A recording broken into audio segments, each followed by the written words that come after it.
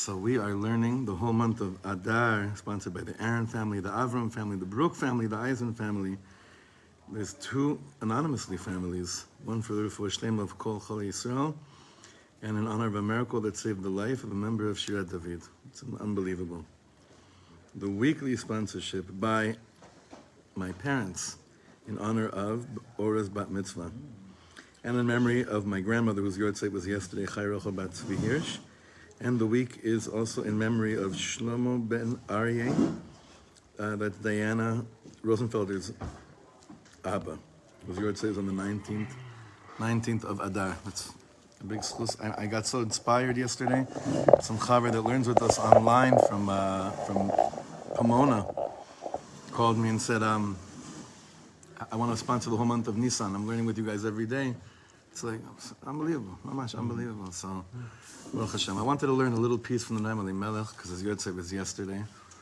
And I'll tell you the truth, Noam Elimelech is always, it's pretty intimidating, because the Sefer is, it's a very, very difficult Sefer. And he's such a big tzaddik. Just the biggest, such a big tzaddik. And we see the way that the other tzaddikim relate to the Noam Elimelech. There's reverence that you don't see like by any other tzaddik. By a lot of the tzaddikim, they say, well, we had the Baal Shem Tov, then we had the Noam Elimelech. Like that's how they look at it. This beautiful sefer, Kedushas Noam Elimelech. I think it's Biala. They put out this sefer where they took all these different stories that tzaddikim said about the Noam Elimelech.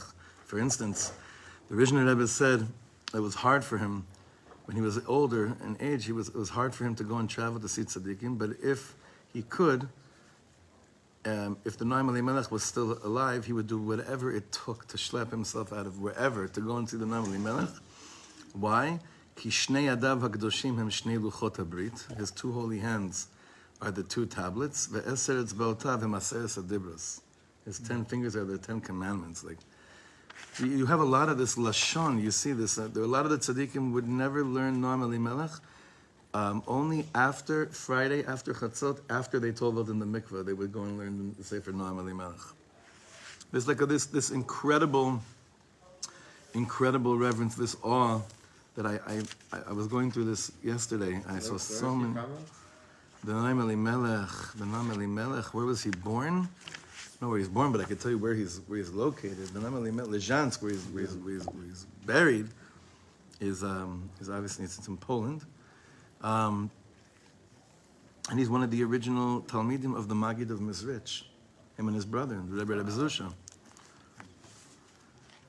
Possible when I went on Heritage, you were at the cover? 100%, 100% it's possible there. That's one of the Kvarim that people have been going to way before Uman got really big. 20 years ago. 100%, yeah, 100%. Now what they built there is unbelievable. It also seems like in the look-back world, he's a little more...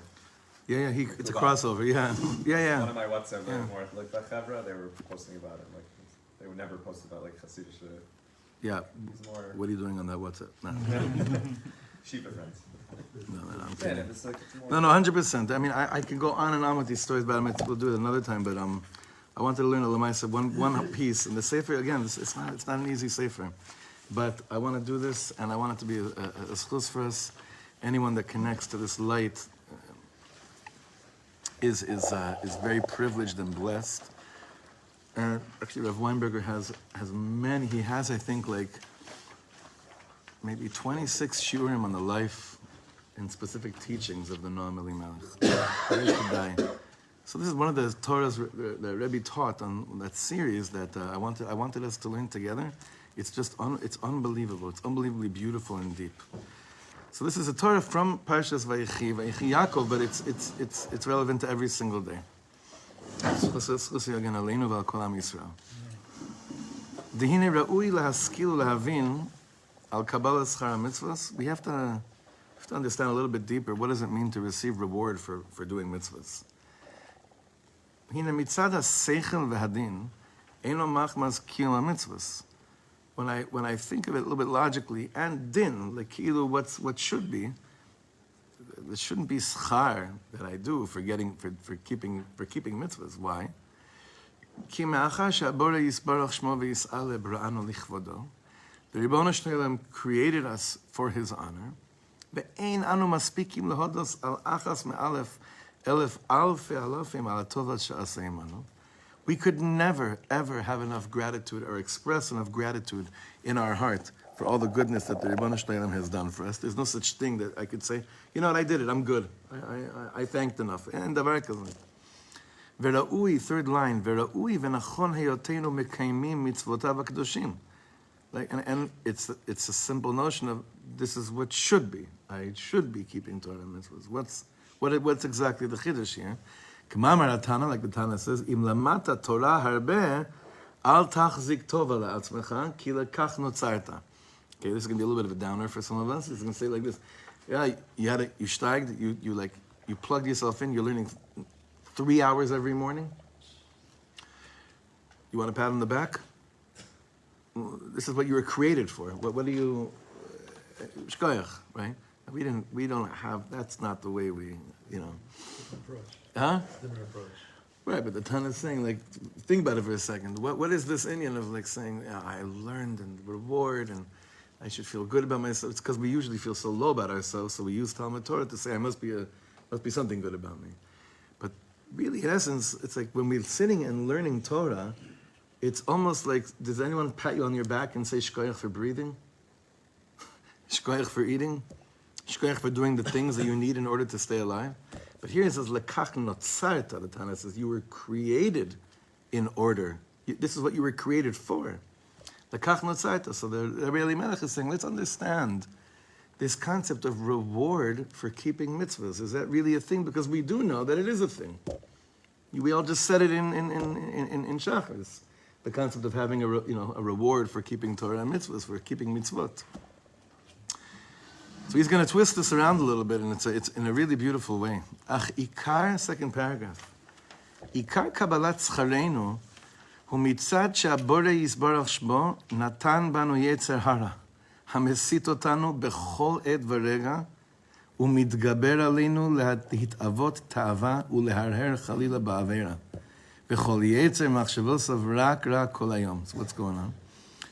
You know why we receive reward? Not because we did the mitzvah. Doing the mitzvah is kiviyachol, what we're supposed to be doing. But you and I have, I don't know what you guys call it. You could give it a lot of different names, but it's that voice that says, go and do an avera right now, or don't do this mitzvah. It's that chatterbox, it's that voice, it's the whatever it is. It's always there at every given second of the day. Don't go to shul, sleep in. Speak that lashon hara, it's l'shem shamayim. Whatever it is, whatever that voice is, right? Whatever that is, doesn't matter. Saying that's there all the time. Let's face it. That taiva, that voice that makes us want to be on fire and give in to whatever lust we have, that's there all the time. Third line, ve'adam omed kenegdo, and I'm standing in front of that voice every single day.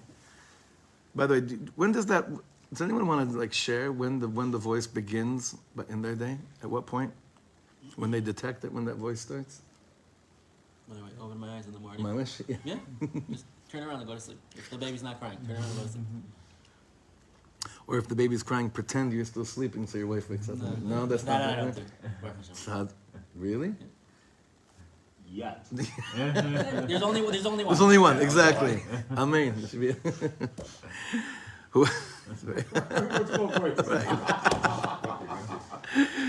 It's both ways.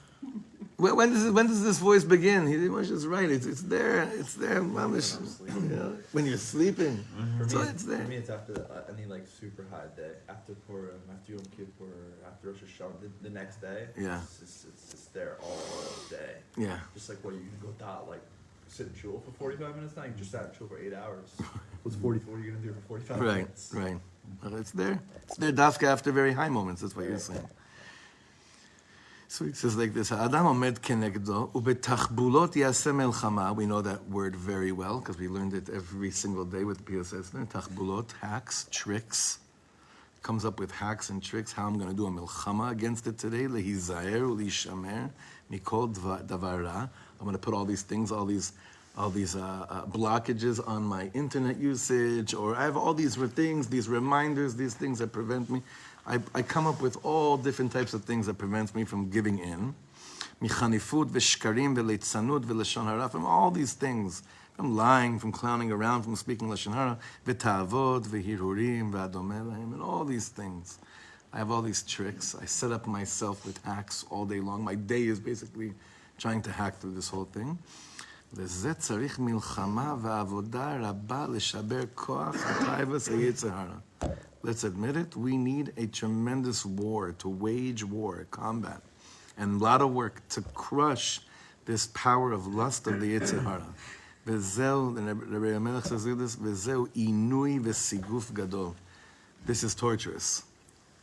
Torturous. I had an amazing experience in the studio. Years back, I'll never forget this. It should be a limud schus for this guy, because he's not where he was in this area. But there was this amazing. I'm not even gonna tell you what instrument he was playing, because I don't want to, whatever. Amazing a musician. He schlepped up from far away to get to the studio on time. And we were recording an album. I don't remember which one. And I saw him putting on talis and tefillin in the studio. It was like 10 a.m. And Baal Tshuva. And I saw him sitting there. He was going like this. He was just like, his hands were like this, just like this. Like, he didn't die. I didn't see him like, you didn't see him grab tzitzis. I didn't see him going through all the tefillah. But I saw he was like this, and it was like, I'm playing the studio, and you have like 6 songs to play on today. And I'm really happy you're having iskashus and everything, but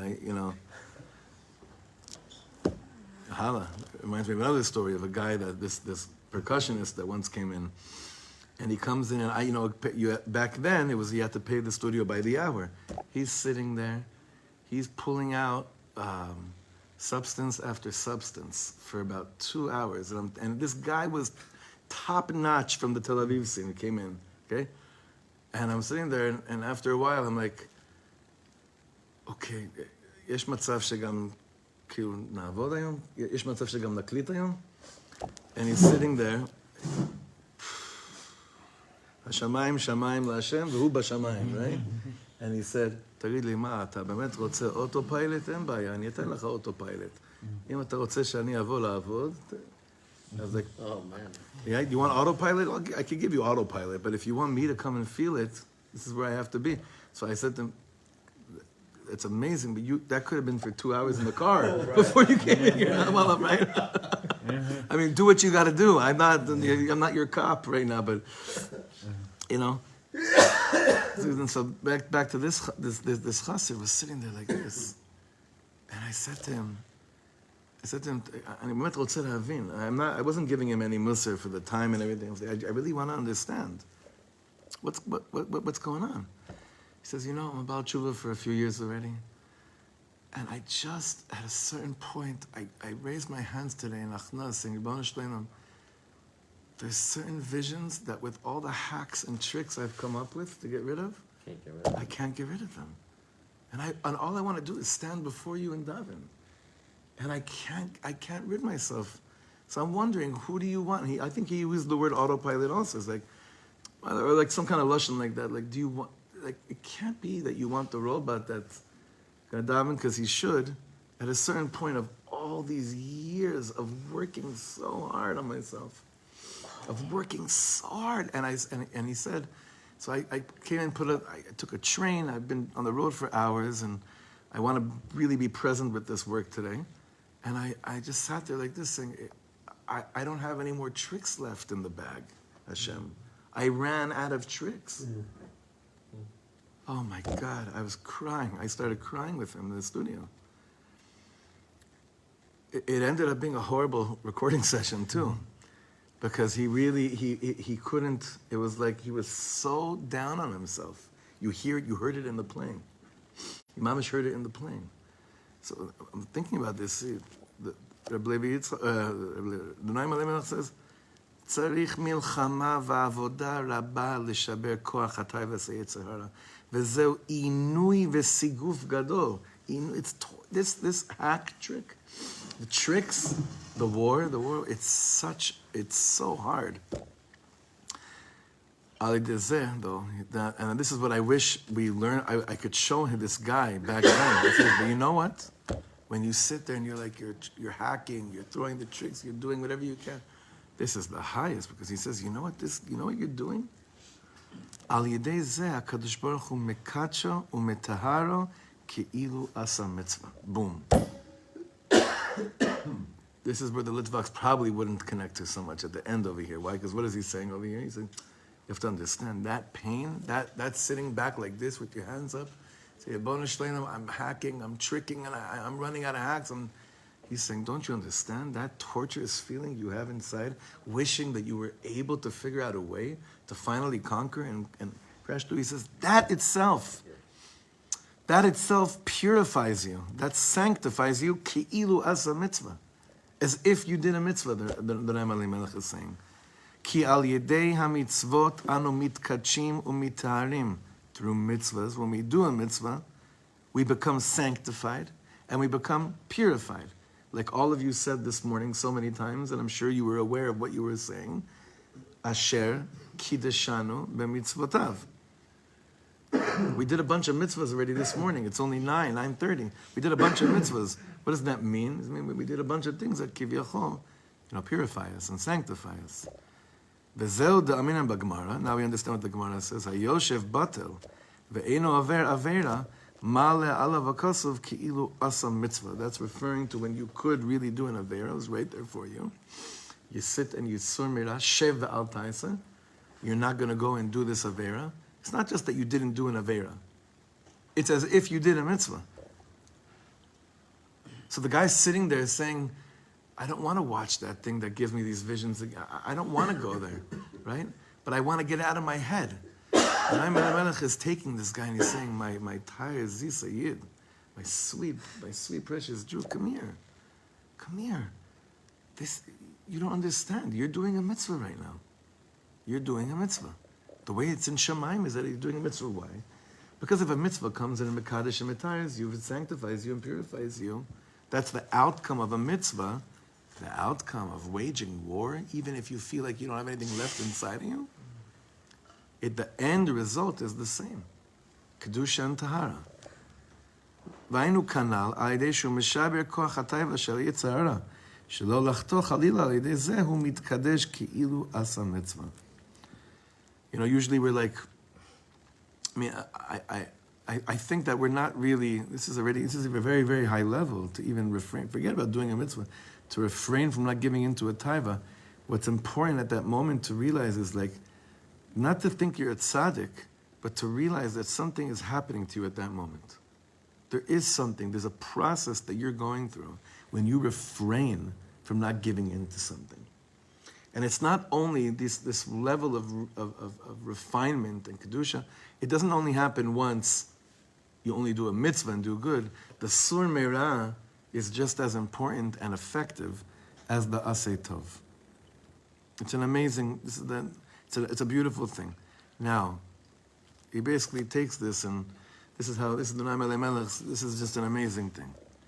V'zeu she'yispal Moshe Rabbeinu alav hashalom. Now we understand Moshe Rabbeinu. This is the Perek Tehillim that's miyuchas to Moshe Rabbeinu. Moshe Rabbeinu davened and he said, Samchenu ki emot initanu. So there's two ways of understanding that pasuk. One is, bring us happy, like the days of you answering us, right? But initanu also comes from the lashon of inui, of torture. So bring us simcha like the days where we felt tortured. We were torturing, not that we did something wrong, but we were torturing ourselves over the agony of feeling like we can't crash through this thing. Samchinu, that's much simcha we want. Perush, shetesamchenu b'kedushatcha. Make us happy with your holiness. Ki emot initanu, like the days of our being tortured. Al yedei hayetzer hara, shanu muchlachim leshaber koach ta'avato. Shnot ra'inu ra'a, that's the continuation of the pasuk. The days of us seeing bad, what does that mean? Perush kol hashanim, asher ra'inu, v'istakalnu bara'a, li'izaher u'lishaver mimenu. All those days that I saw ra'inu ra'a, I saw bad, and I said, Ribono Shlomo, I'm begging you, have Rahmanas on me. I don't want to go there. I don't want to go there. Take me away from there. Al yedei zeh, the continuation of the pasuk is Yera'eh al avadecha pa'alecha. Show unto your avadim your pa'alecha. What is pa'alecha? No, that's panecha. Pa'alecha is your doings. He's going to explain what this means. Ritzon Lomar. Yechoshev lefanecha ke'ilu asinu kol mitzvotecha u'pa'alecha. Show us, Ribono Shlomo. Like he's saying, the ideal world, the Mashiach world is going to be that Hashem is going to show us. As much as we think there's a videotape of waiting for us before we go into, hopefully, Gan Eden, there's a videotape of all these things we failed in. There's going to be, the Noam Elimelech is saying, you know what the Baal Shem Tov taught us? There's another videotape that they're going to show you.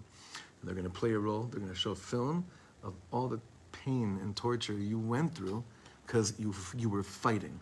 And in this world, it doesn't feel like you did anything so geshmak, but in the Olamot HaElyonim, that is just, it's light, it's or, it's kedusha, and he says samchenu kimot itanu. That's gonna be the real simcha. They're gonna play for us that videotape of all those moments where we could have like mamash fallen so low, and we chose somehow not to. Now it doesn't mean, see, we say to ourselves, if I was really a tzaddik, this wouldn't be a nisayon for me. We have that voice also. So like, you didn't fall into the Avera, but this voice inside of you is basically saying to you, you're so low and filthy. Because if you were really holding, this wouldn't even be a nisayon for you. Guess what? This is your bag. And maybe it's true. Maybe it's true if you were raised in a home that there was just like such peace and harmony between parents, and somehow the modern world didn't infiltrate in the negative way, somehow didn't reach your home. And every Sunday morning there was like you sang the most joyous nigunim while the whole family made pancakes every Sunday. Meaning if that was the home you were raised in, then it'd be really weird if like a lot of the taivas that the guy that wasn't raised in a home like that fell in. But that's not your bag, most of us. Most of us. I'm not going to say all of us.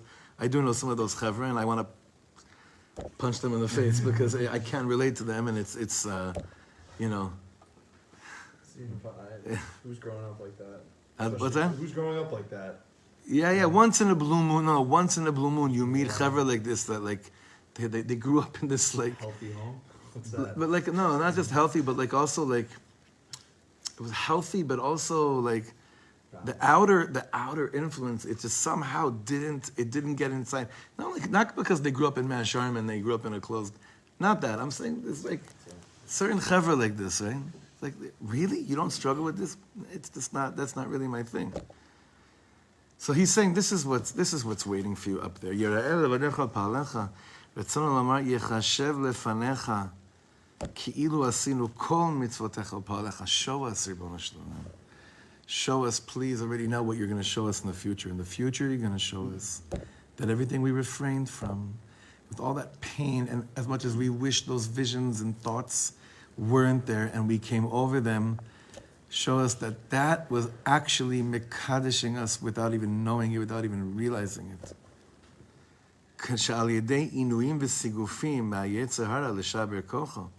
Through the pain and torture it takes me to overcome certain things with the Yetzer Hara.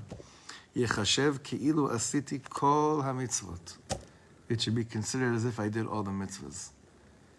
Now he ends off here just in the context of the Parsha. The Parsha of Vayechi is the Parsha of Yaakov Avinu giving brachas to all the sons and all the shvatim, and basically setting them for their path in the future. And in Chassidus, the Torah is on how Yaakov Avinu saw he knew the DNA of each shevet and saw himself in each shevet, and the words he shares with each shevet is till today what gives each person koyach to keep on holding on, which explains why there's such bilbul in Am Yisrael, because aside from Akiva and I, none of you know what shevet you're from.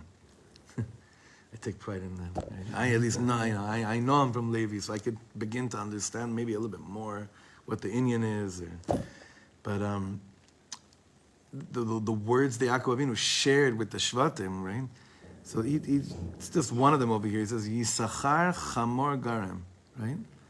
So Yisachar, the tribe of Yisachar. Now, what is Yisachar known for? Like when we refer to Yisachar, what do we usually say about Yisachar? Where in the what do we say? Yisachar is Zvulun. We always go like the two brothers. Yisachar is Zvulun, right?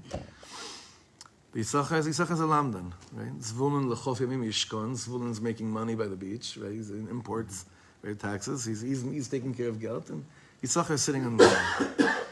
V'zeu Yisachar chamar garim. Perush. Yisachar means yesh sachar. There is a reward. Now, what did we say in the beginning of this teaching? What was the question? Why should there be reward for doing what Hashem told you to do? Like when a kid does what a parent says, do you go to your kid and say, oh my, wow, you listen to me, you get a lollipop? So sometimes we do, and there's a big problem with that. There's a big inyan with this. I'm not going on parenting rants now, but that's when a kid does what they're supposed to do, they should feel great about it, right? They should feel good about it, but he's kind of saying, but that's what should be. He's saying, so what is the reward? So we established through this piece of the Noam Elimelech, the reward of keeping a mitzvah, or of not, is like the reward of not doing an avera. It's on the level of what happens to you, sanctifying yourself, purifying yourself. Zeu Yisachar chamor garim. Perush, yesh sachar la'adam, al yedei shehachamor, this is just a play on the words here, through the chamor, hainu hu aguf hachomer, through this materialistic world in Yetzer Hara, we go through hachomed umitaveh, that always lusts and wants what he shouldn't be his. Ve'adam mishaber koach tavato, and a person breaks his koach of his taiva. Hu gorem lo l'sachar gadol. This is what gives the yesh sachar. Yesh sachar through what? Through chamor garem, through coming over the incredible koach it takes a person to get over a little bit of materialism. I had this discussion. Someone said to me that they believe in all. They have a problem with only one of the 10 commandments, that it can't be from God. Which one? Do not covet. Is that how you say in English? Tachmod, right? He's saying lo tachmod is impossible. He's saying that can't be. God can only demand of you what you could conquer, what's available for you to do. Right? He says lo tachmod is impossible. You can't. There's no way in the world that could actually come from God, because God can't put through you any sign that is impossible. He's saying lo tachmod. How could you say do not covet? It's such a natural beastie, yetzer that's in the entire thing over here. Are you kidding me? That's exactly what brings you all this chayas, when you face that and acknowledge that and realize it. So he says like this, the end of the pasuk is, Rovetz ben ha-mishpatayim, Perush ha-lashon, Shu rovetz ben ha-mishpatayim, she'abchira biyado ledaber b'lshono kirtzono, that you could choose, at the end of the day, you could have, for the fact that you do have these kinds of machshavas, and yet you're still a yid, and you still came to shul. And that's a beautiful way of understanding one of the concrete, fundamental principles of what Chassidus brought to the world. So we should be zocher to attach ourselves to the light of the kedusha of the Noam Elimelech, and we should give ourselves. It's not exactly the pat on the back, but we should the awareness of what actually makes us holy, what actually purifies us. This is a very, very big inyan, and this should be given over to our children, big time. And they'll come back to us and say, "Do you know when you tell me to clean my room, what I go through, what I want to tell you, and what I don't tell you? Shouldn't I get a lollipop for that?" I'm like, "No, still no, still no." All right, shkoyach everyone. Shkoyach and shkoyach Yosef.